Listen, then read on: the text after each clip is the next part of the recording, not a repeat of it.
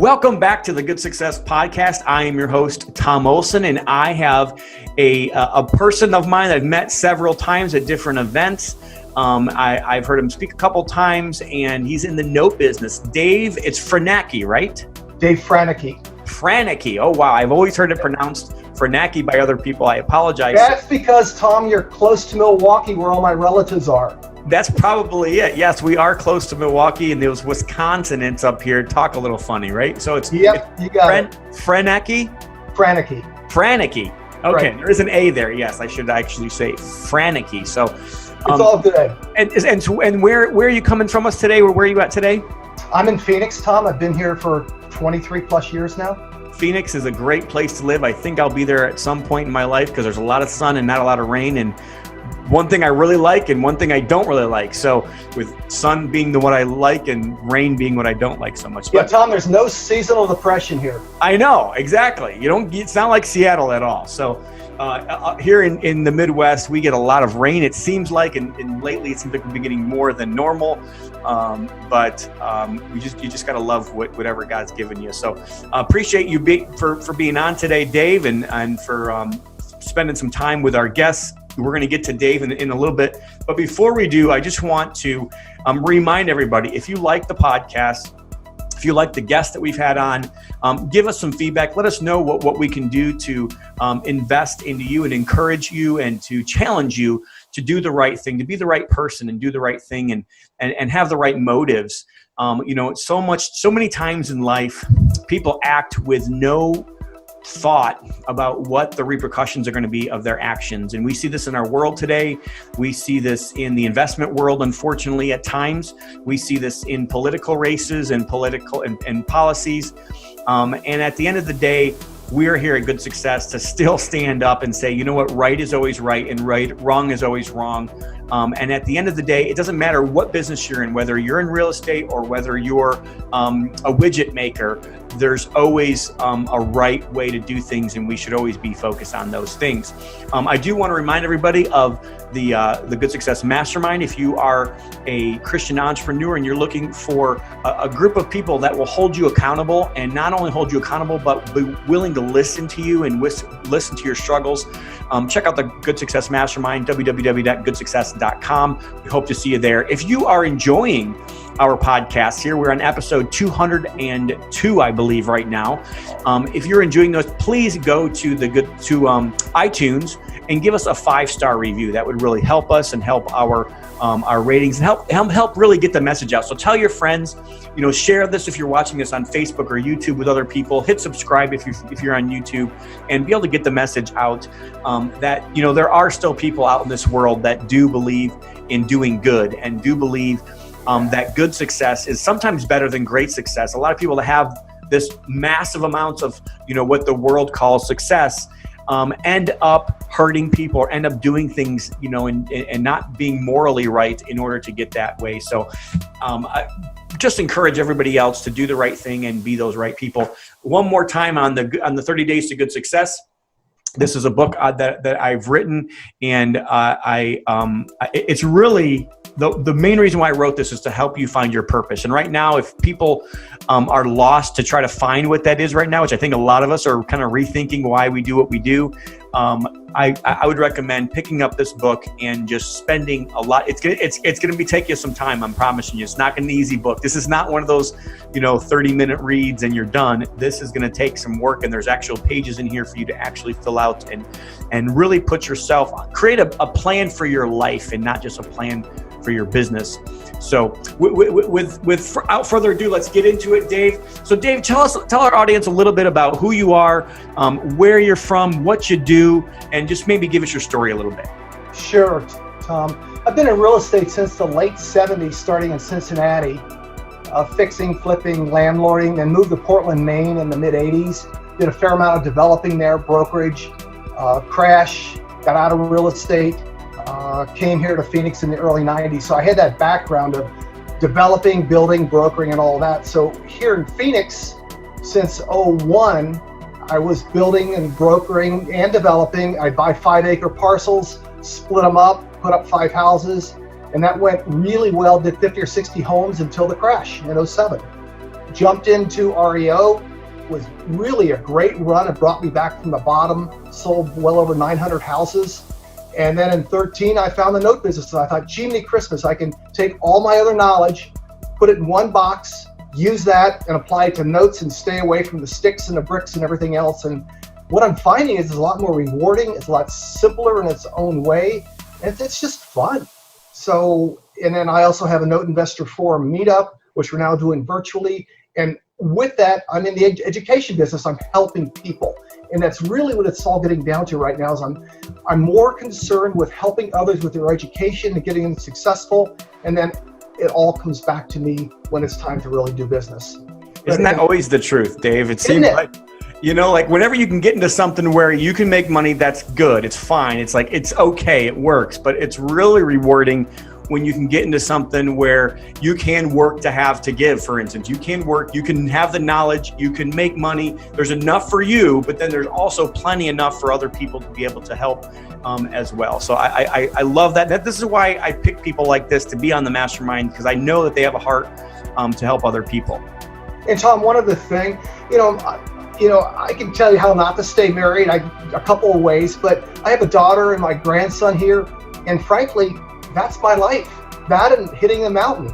I just like the freedom and to be with them, and that's my call right now, and helping people in that way also.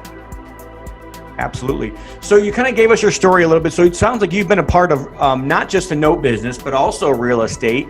And I like lending. So I know when you loan money, you are creating paper. You are in a way in the note business, right? And I've told people forever, like if you're in real estate, eventually you're going to end up lending, or you're going to end up being in that position at some point, because it's a multiplication of your time. Yep. So why don't you just give us a little bit more about the note business itself? What do you actually do in the note business? I know a lot of people do like firsts, they do seconds, they do performing, non-performing, they do workouts. Some people I know only want the paper so they can actually get the assets and foreclose. What is your strategy, and kind of like just give us a little bit about your world there?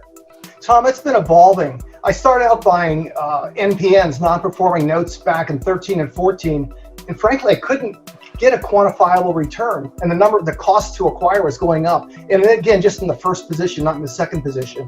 So from that, I moved into performing, and that's really been my niche. So I was buying existing land contracts from the hedge funds, working them through, and the way I would look at it is I look at the analytics. I thought, okay, this is a 5-star note, but it's got some rough edges on it. So my goal was to clean off those edges, clean up the payer, clean up the documentation, get it all ready to go. And then I do one of two things. Either I would flip the note, or three things: flip the note, keep the note, or sell a partial. So I recoup my capital and keep the back end tail or the back stream of payments for down the road. And that's been my model. I'm doing a lot of it in my IRA. I partner with people, they put up the capital, we split the back end, whatever it might be. And those are people, frankly, that I was getting from my Note Investors Forum meetup. They saw they could get my brain, put their money in, not pay a huge mentoring fee. It was a total win-win. I've developed a lot of friendships and a lot of trust with people. Have a lot of trust in me. They respect for my knowledge base and just the way I approach business.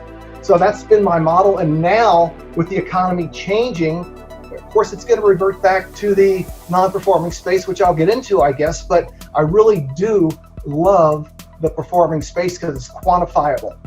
If it's bought, and also the returns, as long as they're bought at a good, respectable discount. Yeah, and it's really interesting because a lot of different people find themselves in, like, even in real estate. Like, some people really find themselves in the construction side of this or the property management side of it, and and that's because they're good at that. Some people find themselves in the non-performing space and notes, and you've said, no, you know what? I really like the performing. I like to work with people that actually pay their bills, right? Not working with people that don't. And so again, I think some of my audience is going to know the difference, but me and you are kind of talking on a level because we understand it. But if somebody had never bought a note and doesn't even know what a note is, let's just give a little bit of a basic knowledge for those people. Look at a note as a promise to pay. A note is a dollar bill. A note is a check, whatever it might be. In this case, a note is the same as buying a mortgage, So if you have a mortgage on your home, you're buying the promise behind that paper that's recorded.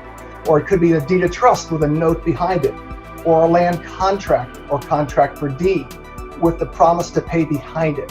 So I'm buying that income stream. I'm buying that annuity, that promise to pay. And as they pay as they should, you're getting your yield spread or your return on investment. It's a great play for IRAs. Is that what you're looking for, Tom? Does that help you? Well, yeah, no, I mean, I think, again, I think for some people, they just need to know a note is literally like a mortgage, and you're basically buying real estate notes, which is probably mostly single family. Right. And so a note would just be like my mortgage on my own personal house. The bank owns that note. At some point, that bank may sell that note to another bank. But there's this whole private world as well that can buy up this same paper or these same notes, or they can be notes that were created by maybe a real estate investor, or maybe they were created by somebody else, and they're not necessarily bank notes. Are you more focused on the bank notes or more on the other side? I'm more focused on the bank or the private lending notes in terms of buying those, looking at the collateral, looking at the house that protects your investment. That's my box versus going to buying a lottery winnings or something like that. I like something that's quantifiable in my real estate realm that I've been in for a long time. And then so let's just explain how you buy at a discount and how you create like the yield that you want to be able to get and what that yield is. So discount means everything that you buy as a note, even as a house, there's always a risk associated with that. So I'm looking at what is my risk factor, and then tie that into what I want for a return on my investment. So if, let's say, a note has an interest rate of 9%, and I'm using investor money, well, they want to get their 9 or 10%. So I've got to buy it at a discount. So if the note is priced, if the unpaid balance, the amount owed is say 100,000 at 10%, I'm going to try that. I'm going to buy that paper. I'm going to buy that note at a 14 or 15% return, so I can pay my investor and keep the differential or the yield spread, if you will. That's the best way to explain it. But it's the relationship. And if you look back to 2008, a lot of folks were buying property or paper with an 80% loan to value, meaning that the loan might be 80 and the house is 100. There's a $20,000 cushion. I love that equity spread, that cushion. Mm-hmm. And then from the newbie investor, they might say, well, I might want to try this, but I want somebody behind me to protect me. I say, great. Why don't you just buy the front of the note and I'll keep the back? Buy the front payments, I'll keep the back.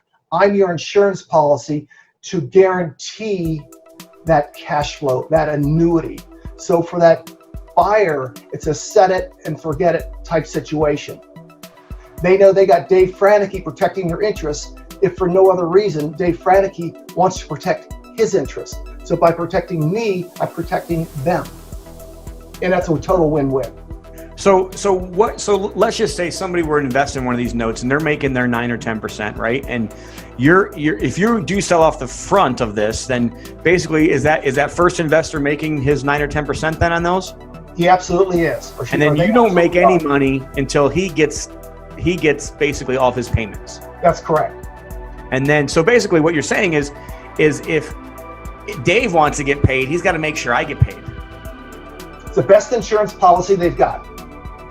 And then, and your investment in the deal might be infinity because you may not have any of your own money in the game if somebody else is putting up the money. And that's totally fine because so let's just say I did a deal with you, all right? So I said, hey, here's $100,000. Let's get this deal done. I'm going to get a 10% return yield on my money, right? So I get my money paid back to me in say 7 years, and you got like 4 or 5 years left of payments on the back end. Correct. What happens if that payer stops paying in year 3? Let me give you a real example. I had a note in Mishawaka, Indiana. That's not far from you. I think it's pretty close. It's about 2 hours. Yep. Okay. So the payer we thought was a little bit weak on the front end, so we got past that. And I bought the note and immediately sold a partial to an investor friend of mine, and they were tickled to death. 3 years later, the borrower, their medical issues cropped up again, and they did a bankruptcy. So my partial buyer said, what do we do? And I said, no problem. I'll continue paying that. We'll work through this. They said, no problem. Every couple months, just send us a check. It was all good. So then eventually with the bankruptcy, and I was doing all this stuff in the background. So my payer they were just watching. They knew me, but they knew what was going on. So the bankruptcy court, we asked them to have the payer, or the lender, or the borrower rather, sign the property over to us. So that gave me the opportunity to fix it up. In the meantime, my partial buyer, I'm continually paying. When we eventually sold the house, my partial buyer got all their unpaid money back and all the payments to them. They said their yield was 11% and they were thrilled. But they knew, because I said I was going to do what I was going to do, that it would happen. It was a total win. So basically what you're saying is if I do a deal with you, then you're the one that's going to make sure that it's going to happen on the back end. So it not only is the borrower securing it to a certain degree, and I use the word security, maybe not in the proper word there, but it's almost as if the relationship with Dave now is really the valuable piece in this whole puzzle. It's everything. Well, Tom, you've heard the phrase, it's not the deal, but the deal maker. Mm-hmm. That's everything in my community. And I know it is in yours too. Absolutely. And there's a statement that goes around, especially in our circles, that says your network is your net worth. But and I keep saying, I keep bringing this up, and I think a lot of it's because it's biblical and it kind of teaches this in one of Jesus's parables. But your network is not only your net worth, it's also your survival plan. Like if I was an investor and I didn't know what I was doing, like I could have been completely lost in a deal like that, but since I have that network, it's not only just my net worth, but it's also my survival plan for when things don't go right. And you really find out the people you really want to be in business with, not when things are going good. You find out who you really want to be in business with when things are going bad. So it's almost right now, everybody's talking about opportunities. And I've been talking about opportunities as well. I did a Quest webinar and tell everybody right now in real estate, where it looks like things are flowing and where, the blood's going to be. And really single family seems to be like the shining bright right now, the bright light, because, especially affordable under $250,000 housing seems to be, the place where it cannot go down in value right now with how much money that we've printed. It's almost just impossible. Right. You can't build these houses for this much money. It just doesn't make sense. So at the end of the day, that's a great thing to be thinking about. But really, the bigger opportunity right now is not necessarily the real estate. The bigger opportunity right now is the people. It's the relationships. It's the fact that you're going to be able to see the really good people versus the bad people right now. It's so obvious, isn't it, Dave? Yeah. Can I share an example with you, Tom? Yes, sir. So we know that there's going to be challenges coming down the road. Mm-hmm. We also know there's going to be some properties coming up that present really great opportunities. So the idea is to get liquid. So about 6 weeks ago, I put a letter out to 10 of my payers, my borrowers, and I said, okay, I'll give you an example. There was a lady in South Carolina, and she had a mobile home on land, and she was behind initially. She brought it up with her pension fund. So I sent them all a letter. I said, okay, I'm just going to give an example. Your outstanding balance is $10,000. It would have taken them 4 or 5 years to pay it off. The letter said, if you pay off $8,500, I will give you $1,500 free money. 3 of the 10 raised their hand and said, we're in. So the net is, how many lenders do you know would ever go to the borrower and say, we're going to discount your loan if you pay it off early? And that means that house is going to be owned free and clear by you. For me, I felt good. They did well, and my return on investment was way up here. The lady in South Carolina says, I just never thought this could happen. I'm just so happy. Yeah. So another example go ahead. No, I was gonna say there's just great opportunities right now. We got to find them. Yes, but the point is, and there was another gentleman in Pontiac, Michigan, Hispanic, He bought a land contract. It was assigned to him in 2013. He didn't even know if he was on it, with the language difficulty. So I bought the note in September. I said, no problem, you're good to go. And we changed it over to a mortgage from a land contract. He said, oh my gosh, my name's really on title now, I own it. And then in that same group, I sent him a letter. I said, okay, so now if you want to actually own your home, we're even going to discount it. So from last September, when he didn't even know if he was really in the house, till April, he owns it free and clear. He's a landscaper. He's a hardworking guy, a good-hearted soul. He was tickled to death.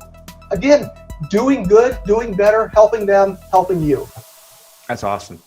So I think you've already kind of maybe alluded to this a little bit, Dave, but why do you do what you do? I mean, you're semi-retired, maybe. I'll never retire, Tom. Yeah, I love hearing that from people. I say that all the time, and I think people look at me cross-eyed like, I can't believe you're saying that. But I mean, if you like what you do, and I think if you believe that you've been placed on this earth for a purpose, why would you ever quit? But so why do you do what you do? It's an addiction. But I love it. It's a good addiction. I love being busy. I like helping people. I love the thrill of the deal. I'm not going for the home runs anymore. I'm going for bunts and singles and doubles, kind of like Pete Rose. And I know the bigger stuff's going to come by. So it's not like I'm out just to try to kill the world and make $100,000 a deal at any cost to anybody else. I'm doing it because it's fun. It's creative. And along the way, I'm helping people. And of course, I'm going to help myself along the way also. And the interaction with the investment community. I mean, folks like yourself and others that we run with, it's a gratifying experience. And I'm a workaholic. I can do it 6-7 days a week or not. But it's just something that drives me. I love the thrill of the deal, the interaction. That's interesting. It's awesome. So let's kind of jump back a little bit. We've talked about notes a little bit, but right now is kind of a precarious situation. They're saying, the economists that I'm hearing are saying that we're probably going to see somewhere between 1 to 1.3. Some are even saying higher than that, million foreclosures, with all the people that are out of work right now, and all of the loans that are already in forbearance. Which I don't think these people realize that forbearance is not a good thing to be in. Oh. I'm even hearing this in the investment community. Well, take the forbearance so that way you can be more liquid. And I'm just like, you're going to have to pay it back. So, Chase is already lobbying right now to make sure everybody's paid back by August or they start foreclosing. So, what do you see in that world, and then what kind of opportunities do you think that's going to create for the note investing world? I think it's going to be phenomenal. When I got into the business, we were buying non-performing notes at 30 cents on the dollar. There's a fund out in, I think it's Washington State, Oak Tree. They're doing a $15 billion, that's with a B, $billion raise to buy this paper. Oh, my bet. Oh yeah, so that's a huge opportunity. Now in that, you're gonna find people that they can't make it happen. Okay, so they'll go away. You're gonna find other people that, well, I can make it happen. I had a business and I was cut off at my knees. But they have the wherewithal to start up and make it happen again. You can work those out with them. So in that case, you're gonna help them, but because you bought the note at such a low value discount, then you'll do well too. So I just see a phenomenal opportunity, but that's not gonna really come until Q1, Q2 of next year. Right. January, February, March of next year, but it's coming. Yeah, definitely is coming. And who knows what the civil unrest is going to create from now. Hopefully people smarten up a little bit and understand that there is repercussions for their actions. But we did see this in 91, I think it was, with Rodney King. We kind of saw the same type of things, and it did last for about a week. And I think there was some steps taken there, but hopefully people start to really kind of we get over this coronavirus pandemic or whatever we want to call it, and then kind of figure out how the new normal is going to really be here. So I'm trying to navigate this myself with all the things that we have going on here, but also try to figure out what other people's views are on this whole thing. So question. So what? Everybody has struggles, and you've kind of mentioned a couple of them in your life, and you probably have way too much way more than enough to give our audience. But what was maybe one of the biggest challenges you've had, and how did you overcome it? The biggest challenge every day is looking at you in the mirror. So it's like, oh my gosh, what's happening? The world's going to end, or whatever it might be. Okay, so you got to refocus, get your head clear, and move forward. In 2007, I was crushed. I mean, down to zero. And it was my network, my friendships that brought me back. And then my work ethic took it beyond that. And then working with my staff and telling them what we had to do, working back. Working with the asset managers at Fannie Mae, knowing that I was covering their backside and treating people fairly that deserved it, that worked it back. But it was all about getting out of my own way to move forward. And I think most of us are our worst enemies. And I think it's just a matter of recognizing that, recognizing your shortfalls and where you're strong, and go down the trail where you're strong. Stay in your lane. Don't follow the shiny object syndrome. And that's been my challenge, just staying in the lane. So with this COVID thing, I've been looking around, well, what do I want to do? I mean, all this opportunities out there, and the fix and flips coming up, or here or there. And I thought, no, wait a minute, Dave. You know your lane. You know where you are at this time in your life. Just stay there, become a master at it, and go for it. And it'll be all good to go. Yeah, momentum is one of those things that most business owners don't focus on enough, but like the momentum is so important in business. And every time you switch lanes, like all you do is lose momentum.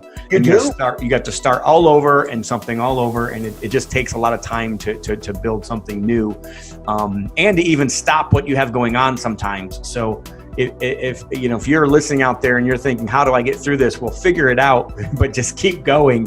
And so maybe are you willing to share any of those details of kind of what you went through, in 2007, and maybe how you kind of turned your, did you just kind of move to a different? You said you got into notes at some point during that time. Were you in fix and flips at that time, or what were you actually doing during? In 2007, I was building and developing out in the western side of Phoenix, and everything just stopped. 11 months, there was no money. So I went out to my network. There was a friend of mine in Albuquerque. He's a great human being, Jesus Esparza, and he was an REO agent. He sold bank-owned property. So when I was building and developing, we did some fix and flips in Albuquerque and in the area there. And I, quote unquote, Dave was making all the money in building and developing, and Jesus was just this lowly REO guy. So then I got humble pie, and Jesus was really starting to go. I said, could you help me in the REO? Get me in as an agent. I was at a Jack Miller seminar. And he said, when the market goes down, get into government-owned properties management, and that's what REO was. So again, my network, as you were talking about earlier, your network is your net worth. He helped me. We had that relationship of trust. So I had to, again, get out of my own way and say, okay, you're toast. It is what it is. What's your basic? At that time, my basics from way back in the day was agency. I worked with Jesus. I developed a network. I used my experience to get in with Fannie Mae, and that took me off. But I was just getting past that attitude, if you will, and then working through my own financial issues that accompany with a downfall. And that was humbling. Yeah. Because I was quote unquote the man when I was building and developing. Of course, that's only in your own mind. Yeah, we're always the hero in our own mind, aren't we? Yeah. And I think that's so key. So normally I kind of follow up that question with what did you learn? But really, you kind of told us what you learned there, is that a lot of times we have to humble ourselves. I mean, God says that He exalts the humble, and a lot of times that's really what holds most people back. What holds most people back is that their own foolish pride or their own ego won't get out of the way, and they won't go ask for help. And that's what you did. You went and asked your buddy that you kind of thought was just selling your houses or selling your developments to everybody. He was just a piece in your puzzle, but you had to humble yourself and say, hey, can you help me? And I think that some of the most powerful questions in the entire world are, number one, can you help me? And number two, how can I help you? Like, if people could just learn to ask those two questions, there's a whole world of opportunities and a whole world of freedom and a whole world of help, if you're on the needing side of that help, that you can gain from just being humble enough to just either ask for help or be willing to listen to what somebody else is going through and listen to how you can actually help them. I see it too often with people. You're talking to them and like they're only just thinking about the next thing they're going to say, and they're not really engaged to try to hear that problem. But there's so much more value. And just think about it. Like, you think sometimes people are complaining, but there's a power in knowing what their issue is, because you might have the solution to it. And if you do have the solution, guess what? That's value. And that's really, everybody says focus on what value. Well, that's how you find out what value you can bring to people's lives. I'd like to add something, Tom. At that time, I was renewing my real estate license down at the real estate commission. There was a gentleman there. He said, "So, gee, how many homes do you think you can sell a month?" I said, I'm sure I could sell 10 a month. He says, "Man, that's awful hard." I thought, well, what?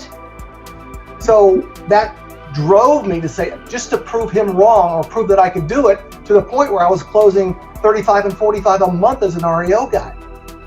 And then now, even at my age, I'll be 71 in September. Have you ever heard of Harvey McKay? He's an inspirational speaker out of Minnesota. Mm-hmm. So he just put out a book titled "You Haven't Hit Your Peak Yet." I see that in your background there. Yeah. And so it's like, it's a pride thing, if you will, but really it's like, no, God gave me skills and talents. Why not use them? He gave me a good brain. Why not use it? You can help people along the way. Why not? Absolutely. 100%. Totally agree. Love it. So, what exciting project, you kind of alluded to this maybe a little bit. You started this meetup group and you started maybe coaching or mentoring people. You did also talk about, instead of paying a bunch of money to a bunch of gurus to learn a bunch of stuff, like, I think sometimes people can learn just as much by just being an investor. And I mean, I think there's two ways for those people. Number one is the education route. But if you go the education route, understand that doesn't get you anywhere. It doesn't get you anywhere until you actually go out and do the deal. So the wisdom of the deal is where the money's really made. Or you can partner with somebody else or work with somebody else and let them go through all that brain damage and let them learn all the stuff that needs to be learned. And you just, obviously there's a trust that's got to be built there. Right.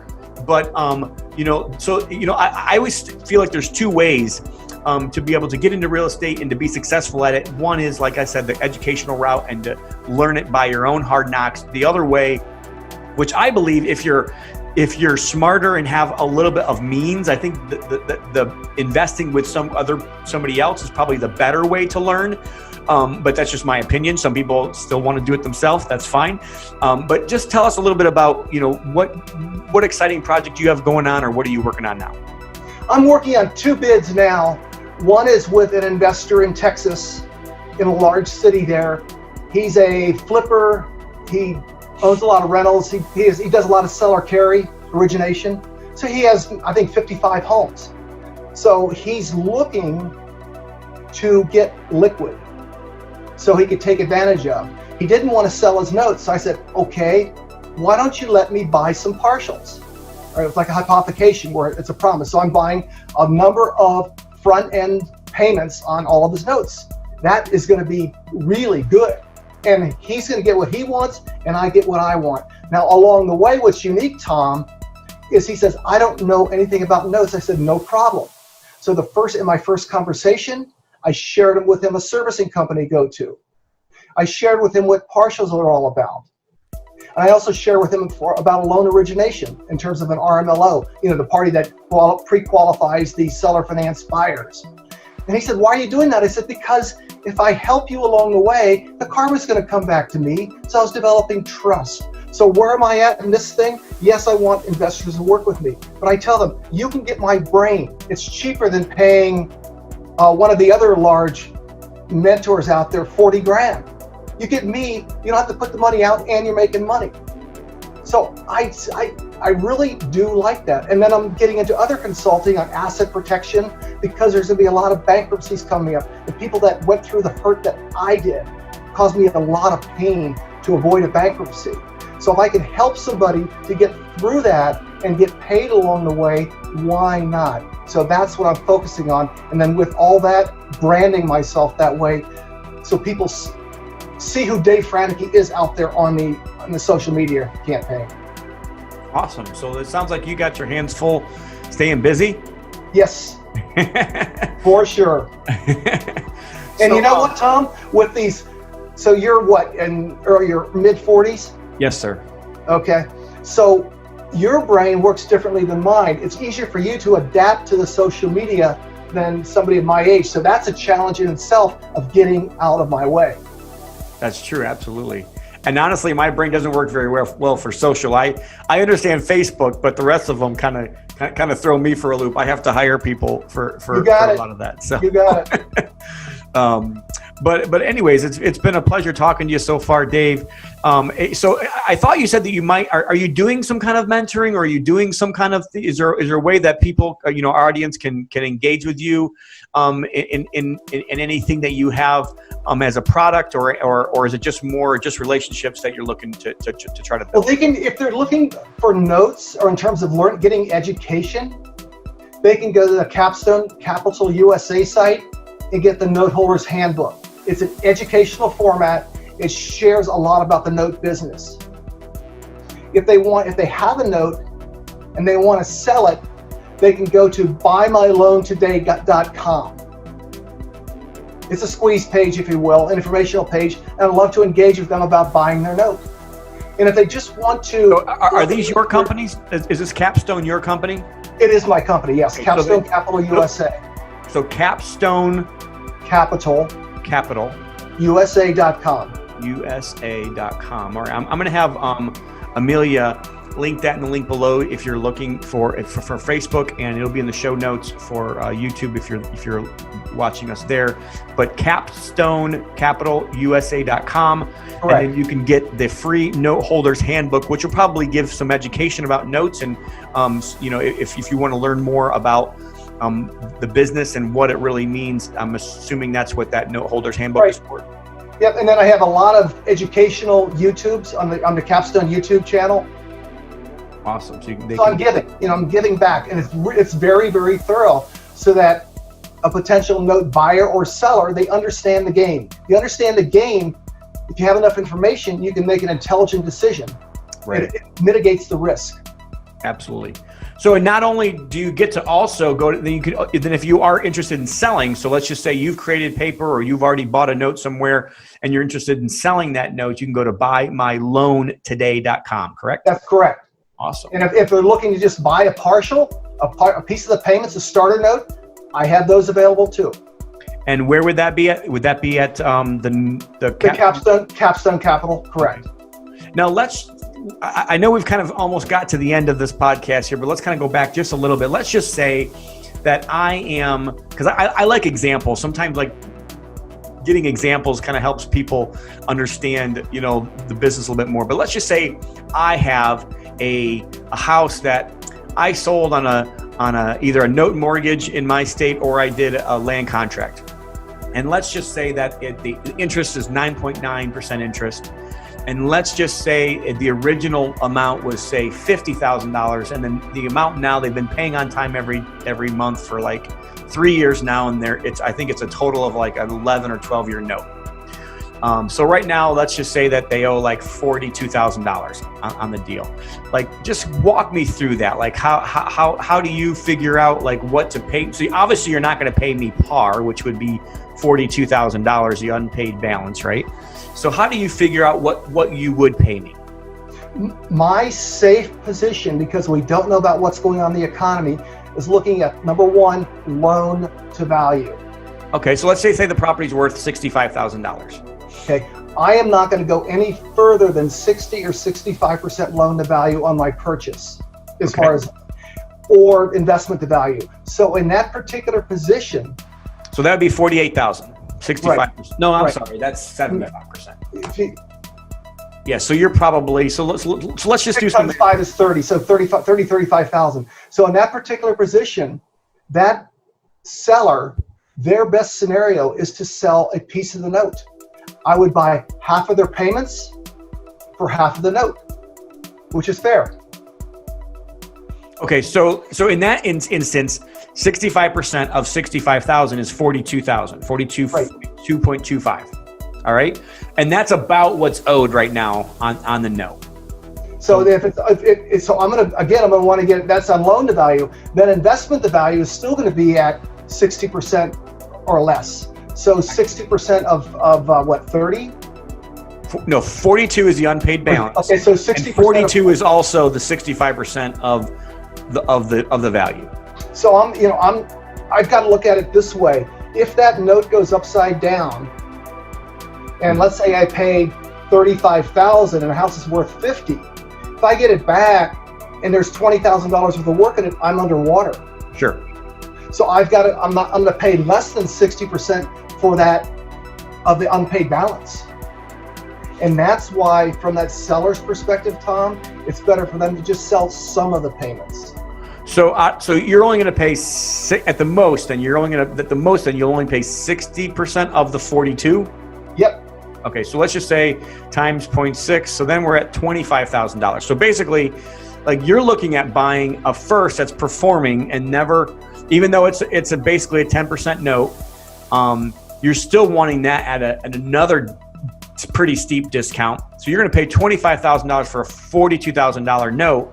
And then however you can sell that off at that point, like the rest of that is just kind of gravy on your end as far as right. profit. But again, Tom, for that note seller, the homeowner that's selling that note, their best situation is just to sell half of the payments. It minimizes the discount, and they can always resell some of that later to me down the road. I gotcha. And then obviously it's the next payments that they're selling off. So like they would sell off the next, 6 years of payments or 4 years of payments. Or whatever it might be. That's all. Or it might buy 25% of the payments for 25% of the unpaid balance. And then it also puts that other person in a position that is going to want to make sure they help you if something does go bad with the deal. Right. Or in my case, if it goes, since I am the pro at it, I'd work it through and we do it together in sync. But right. I'd be driving the carriage, steering the boat. All right, cool. So I appreciate that. I think that's good information for lots of people out there that might be interested in selling their notes. And if you are, you can go to buymyloantoday.com. And if you're interested in more information, please connect with Dave. I've known him for several years now and heard all good things. And I really try to make sure that we are careful about who we have here on the Good Success Podcast. And again, I'm not really promoting him as doing any business with. You don't have to, but if you're interested in the stuff that he has, obviously, check him out at capstonecapitalusa.com. So, it's been great having you on, Dave. I appreciate you taking the time.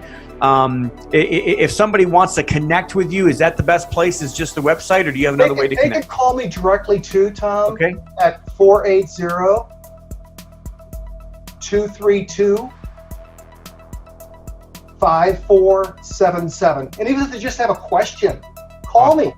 Yeah, good deal.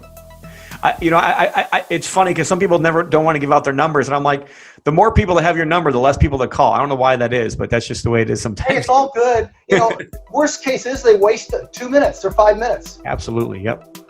All right. So we've got 2 more questions for you, Dave. And I asked these 2 questions to everybody that comes on the on the Good Success show, probably back to like episode 50 or something like that. So these 2 questions are something that everybody has to ask, or everybody has to answer.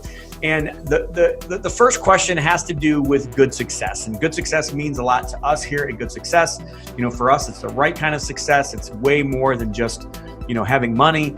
But when you heard that term, good success, what did you think about? So what does good success mean to you? To me, it means 2 things. The other person wins and you win. So it's just not the colloquial win-win scenario. It's like, treat somebody fairly, it'll all come back to you. You do enough of that, you're going to be successful. And of course, success is whatever you determine that to be. In my mind, I'm treating them fairly, I'm making a fair profit. They're ahead, I'm ahead. That's good success in my mind. Awesome. So basically win-win situations. And, if you help other people get what they want, and you can also help get what you want as well in that's great. Love it. Thank you so much. Right? Yep, absolutely. Love it. And then I've got one last question. Again, we ask everybody that comes on here just because I want to pick your brains and try to figure out what I can learn, but also the audience loves these as well. So just leave the audience with one piece of advice. Maybe it's a tip, a resource, a book, a lesson in life, something that you've learned. But if you could leave the audience with one thing, what would that be? Dale Carnegie, How to Win Friends and Influence People. Good book. Yes, awesome. I'll write that down. That was foundational, Tom, back when I got started in real estate in 1983. That book set me off. Yes. When I say real estate, as far as brokerage. Awesome. Love it. Thank you so much, Dave, for being on. I appreciate your time and appreciate your wisdom, helping the audience. Again, if you guys want to get in touch with him, he's given us lots of different ways to get in touch with him. CapstoneCapitalUSA.com, buymynotetoday.com. Thank you so much for being on. We really do appreciate it. So that's buymyloantoday.com. Oh, yes. I'm sorry. Did I say something wrong? Buymyloantoday.com. Absolutely. So that's going to do it for today's episode, guys. Thank you so much for joining on. Thank you, Dave, for joining us. We really appreciate your time.